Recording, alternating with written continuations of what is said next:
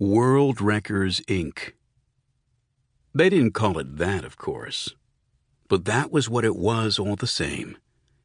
And the men knew it as they went up the long series of interlocking escalators which would take them to the isolated penthouse.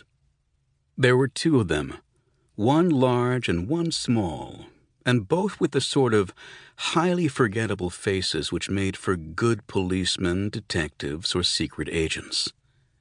The miracles of cosmetic surgery were usually reserved to make people striking. But an astute observer might have guessed that some such cosmetic surgery had been used to remove every trace of individuality from the two faces. Subtly done, of course, but very completely. They had become a part of the crowd, any crowd, and that in itself was a triumph, for they were neither light nor dark, and would not have been noticed in a crowd of exclusively Afro or Nordic types, as belonging obtrusively to one or the other.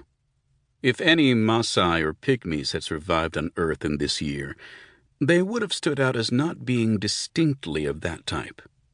But in this era of highly interracial breeding stock, with the outer extremes of the human phenotype gone forever, they would never be noticed.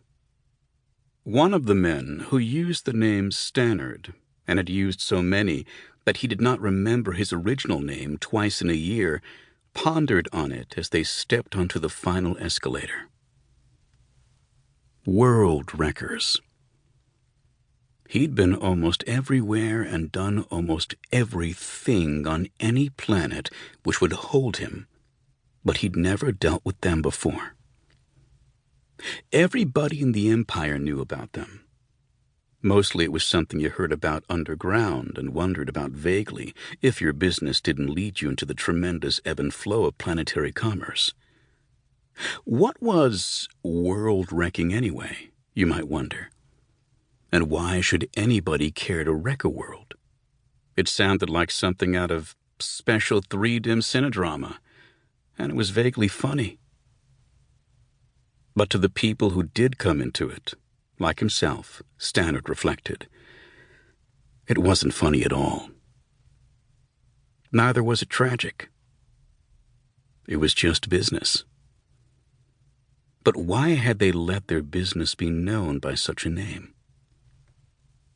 He shut off the flow of curiosity, it wasn't what he was paid for, as the last escalator came to a slow halt.